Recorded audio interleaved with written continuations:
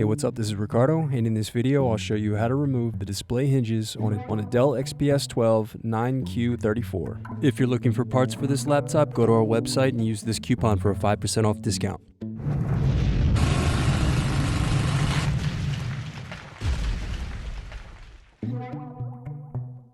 First, lift badge plate and remove screw.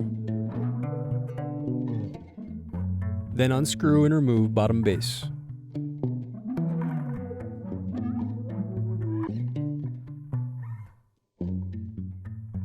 Now unscrew and disconnect battery.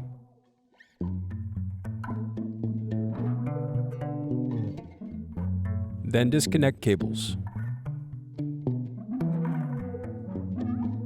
Then unscrew and disconnect wireless card.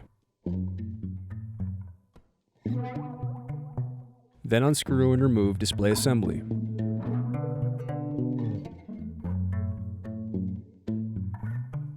Next, pry apart and remove hinge cap.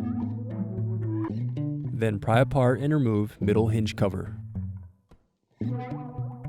Now unscrew and remove hinges.